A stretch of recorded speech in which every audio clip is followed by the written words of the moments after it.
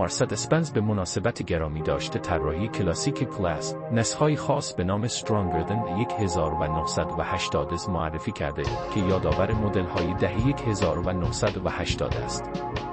این نسخه با رنگ‌های نوستالژیک مثل سبز و بژ، چراغ‌های راهنمای نارنجی، محافظ چراغ جلو، نردبان عقب و گلپاش‌ها طراحی شده است. داخل کابین نیز حس کلاسیک با صندلی‌های شطرنجی خاکستری در کنار امکانات مدرنی مثل سانروف برقی، ورود بدون کلید و نمایشگرهای دوگانه ترکیب شده است.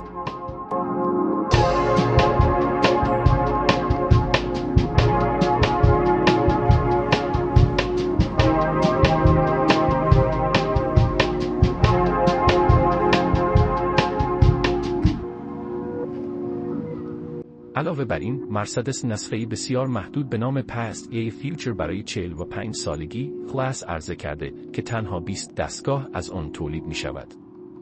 این مدل با رنگ دوگانه زیتونی، خاکستری، صندلی‌های پارچ‌های کلاسیک و موتور 6 سیلندر هیبرید ملایم عرضه می شود. همچنین شرکت کارلکس دیزاین نسخه شخصی سازی شده‌ای به نام ونتیج ارائه کرده که با رینگ‌های کلاسیک، لاستیک‌های دیوار سفید، تزیینات کرومی و فضای داخلی لوکس با چرم ناپا و چوب گردو، حس یک خودروی قدیمی لوکس را زنده می‌کند. این نسخه‌ها ترکیبی از طراحی نوستالژیک و فناوری روز هستند که طرفداران مدل‌های کلاسیک را هدف قرار داده‌اند.